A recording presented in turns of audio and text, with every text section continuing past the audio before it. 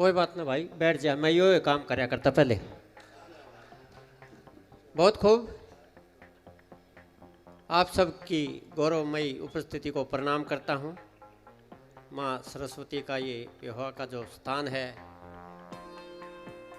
बहुत ही ज्योति प्रज्वलित करने के बाद आशीर्वाद हमें सरस्वती माँ का मिल गया है।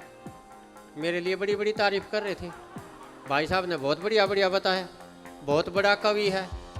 भाई मैं बड़ा हूँ तो ये सबसे बड़े हैं। देखो रेल में उल्टा होता है, जो रेल होती है आगे इंजन होता है, उसके पीछे एक डिब्बा, फिर दूसरा डिब्बा, फिर तीसरा डिब्बा, पाछे एक गार्ड का डिब्बा।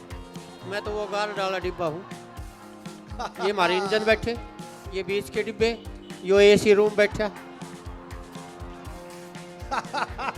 एसी रूम उपाय नहीं ऐसे देखो भाई, दुकान पे जाओगे, मोबाइल दिखाओगा भाई, यो फलानी कंपनी का सेट है, यो उस कंपनी का सेट है, यो मोटरोला का सेट एक पर बैठा है।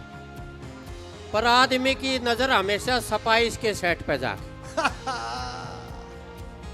लेकिन ये हंसने हंसाने की बात है। रजनी जो हमारी बहन जी ने बहुत बढ़िया सरस्वती वंदना की। सरस्वती माँ का आशीर्वाद सभी को मिला, आप भी मिले।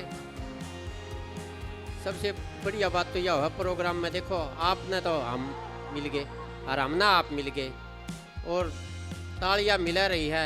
आप हंसोगे, हम हंसावांगे, और ये जो महोत्सव है ये एक उत्सव में बदल जाएगा, क्योंकि आपकी तालियां जब बजेंगी। भाई साहब मैं अपने लिए नहीं बजवा रहा, मैं तो इनके लिए बजवा रहा हूँ। आप ध्यान से देखोगे तो आपने ऐसा लगेगा जो नहीं मेरी ताली तो भगवान ने बजा रखी है। भाई बहुत अच्छे मैं तो बताता हूँ जब भी आता हूँ कि हरियाणा में मैं ईसा मास्टर हूँ। मेरा नाम है मास्टर महेंद्र, और हरियाणा में मैं ईसा मास्टर हूँ जी का मास्क है ही नहीं। चंडीगढ़ कवि सम्मेलन में गया, सरदार जी ऐसे सरदार जी बैठे ऐसे मिल के पूछने लगे, मुंडा तू क्या करता है? मैंने कहा जी मैं अध्यापक हूँ। बोले अध्यापक तो तू नहीं लगता। मैं क्या लगता हूँ? नु बोला तू अध पका लगता है। तो एक अध पका कवि आपको प्रणाम करता है। देखिए कई विडम्बनाएं हो जाती है। सर मैं सच्ची बात बताता हूँ, मैं एक दिन क्लास में पढ़ा रहा था बच्चों को, और भारत पाकिस्तान के बीच तनाव कुछ ज़्यादा चला हुआ था। तो मैं बच्चों को बता रहा था कि भारत और पाकिस्तान के बीच भयंकर तनाव चला हुआ है। अगर ये तनाव लड़ाई में बदल गया तो पाकिस्तान की तरफ चाइना आ जाएगा, हमारी तरफ अमेरिका आ जाएगा, उनकी तरफ अफगानिस्तान आ जाएगा, हमारी तरफ जापान आ जाएगा, और इस तरह सारे देशों में वर्ल्ड वार छिड़ जाएगी। अब 7वीं क्लास के पीछे एक लड़की खड़ी होकर पूछने लगी, सर ये बताओ जब वर्ल्ड वार छिड़ेगी तो स्कूल की छुट्टी पड़ेगी? तो गजब के सर हमारे बच्चे कहीं ना कहीं निपटा देते हैं। मैं सच्ची बात बताता हूँ आपको। एक बार तो चमनप्राश की कंपनी वाले मेरे घर आ गए, कहने लगे मास्टर जी चमनप्राश की ऐड कर दो, हमारा चमनप्राश खूब बिकेगा। मैंने कहा भैया मुझे करना क्या है? बोले आपको कुछ नहीं करना, हम आपका फोटो खींचेंगे और हर एक चमनप्राश के डिब्बे पे चेप देंगे, और नीचे लिख देंगे अगर चमनप्राश नहीं खाया तो इसे हो जाओ। च्यवनप्राश का तो पता नहीं मास्टर जी, पीछे चाय आ गई है भैया, जल्दी जल्दी दे दो। हाँ भाई साहब चाय मेरे वाले साथ को ऐसा ही होता है। मेरे चाय को वाले खड़ा को कुछ करके कह मत देना, चाय वाले को। नहीं नहीं, चाय वाले को कुछ नहीं भाई कहे। साहब जिसने जिसने लेकिन भी मैं कहा कहता है हूँ भाई, चाय वाले को यही कहता हूँ भाई, एक आध बनिया करे, सारे ना बनिया करे। तो सर मैं बता रहा था चमनप्राश की कंपनी वाले तो बोले हम नीचे लिख देंगे चमनप्राश नहीं खाया तो ऐसे हो जाओगे। खींच ले भाई तू एक बार। बहुत बढ़िया। थोड़ा सा एक्शन भी दिखाना जरूरी होता है सर, ताकि ये समझे पढ़ा लिखा कवि है। देखो ये फोटोग्राफर होता कौन, ये बड़े कमाल का होता। आपने कभी भी देखा होगा, ब्याह होगी, शादी होगी, सगाई होगी, सबसे पहले फोटोग्राफर बुक किया जाता है।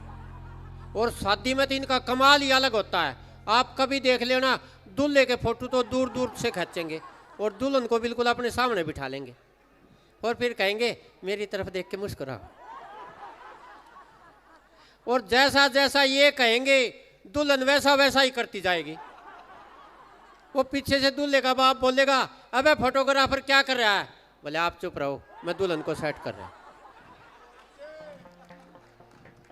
तो ये कमाल के हिसाब। लेकिन कई बार देखो इनके लिए तालियां बनती है, क्योंकि हमारी शादी के एल्बम, जन्मदिन की, गोद भराई की, सगाई की, हर एक एल्बम ये बना के देते हैं। अपनी यादें जो हम सहेज के रखते हैं एल्बम में, वो ये बना के देते हैं। लेकिन कई बार बेइज्जती भी करवा देते साहब। एक बच्चा अपने मम्मी पापा की शादी के एल्बम उठा लिया और उसने पहला पेज खोला तो एकदम मुस्कुराया। तो बोला मम्मी पहचान लिया, ये तो लाल साड़ी में तुम बैठी हो, पर तुम्हारे पास ये लंबे लंबे बालों वाला आदमी कौन बैठा है? अब मम्मी बोली बेटा पहचाना नहीं? बोला नहीं पहचाना। बोली ये तुम्हारे पापा हैं? बोला अच्छा ये मेरा पापा है, तो ये घर में गंदा सा आदमी कौन रख रहा है? तो समय के साथ ऐसी विडम्बनाएं हो जाती हैं, ये करवाते हैं वो काम। तो सर मैं बता रहा था, एक बार मैं दिल्ली चला गया सर, CCRT में हरियाणा के 4 मास्टर बुलाए थे और पूरे प्रदेशों के मास्टर आए हुए थे। तो उन 4 मास्टरों में DO साहब ने मेरे को भेज दिया, अगर भाई कविता विता चुटकुले सुना भाई ने भेज दो। अब सर वहाँ से गुजरात से अरविंद पटेल आया हुआ था। अब वो मीटिंग सी हुई, बिल्कुल सच्ची घटना बता रहा हूँ साहब। मीटिंग सी हुई तो वो मेरे से पूछने लगा, मास्टर जी आप कहाँ से आए? मैं हरियाणा से आया हूँ। तो बोला यार मेरे मन में तो बहम था, हरियाणा का आदमी तो 6.5 फुट लंबा, हट्टा कट्टा मुच्छड़ सा, अलग ही डिजाइन का पाओगा, आपको देख के तो ऐसा नहीं लगा। मैं बोला मैं हरियाणा में तेरा बहम तोड़ने के लिए पैदा हुआ हूँ। सर 1 महीना ट्रेनिंग पर है, पट्टे ने दोबारी बात नहीं करी। और 1 2 3 सच्ची घटनाएं और बताता हूँ सर। एक बार मैं बस अड्डे पे गया अपने स्कूल में जाने के लिए, तो हमारी एक बहन जी मिल गई जिसने पहली से 5वीं तक पढ़ाया था। मैंने दौड़ के बहन जी के चरण स्पर्श किए, बहन जी को प्रणाम किया, बताया जी मेरा नाम महेंद्र सिंह है और मैं मास्टर लग गया। और बहन जी मैं आपको याद दिलाता हूँ, मैं पहली से 5वीं तक आपके पास पढ़ा था। अब बहन जी मेरे को देख के नहीं बोली यार है तू या पीढ़ी नहीं छोड़ के? बोला बहन जी क्या बात करती हो? बोली देख क्या हाल कर रखा पी पी के।